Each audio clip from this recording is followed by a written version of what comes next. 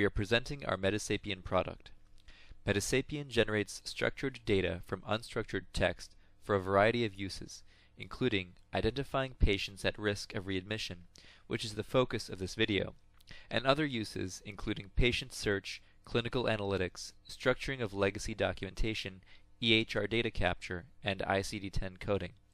Each use leverages ZyDoc's enterprise-class MediSapien natural language processing software, which is commercially operational. You are looking at the admin screen. A large amount of documentation is unstructured or semi-structured. MediSapien accepts documentation with only unstructured text or semi-structured documents with a mix of text and structured codes.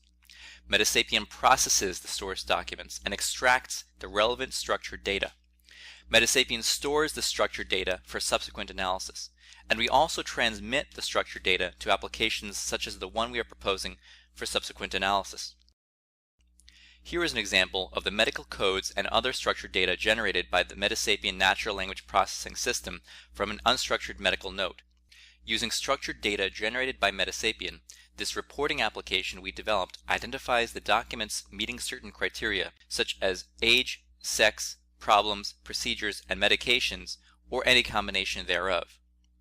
In the application we propose, we would incorporate similar functionality, allowing us to identify patients at risk of readmission who have been treated for various conditions such as congestive heart failure, acute MI, COPD, pneumonia, or total hip and knee replacements. In the remainder of this presentation, we show strawman mockups for the application we propose to build jointly with our partner institution. In the specification phase, we will work with our partner institution to identify the various sets of criteria that tell us a patient might be at risk for readmission. We would create filters to identify those patients. This mocked-up screen shows those patients identified as at risk for readmission following total hip replacement. Together, we can also develop readmission risk scoring algorithms providing scores for each at-risk patient and for prioritizing interventions.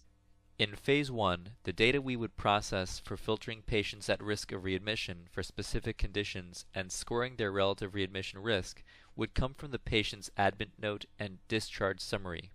In Phase 2, additional documentation could be processed, as for example ambulatory encounters. In addition to reducing readmission risk, we can develop other applications to solve needs of our partner medical institutions.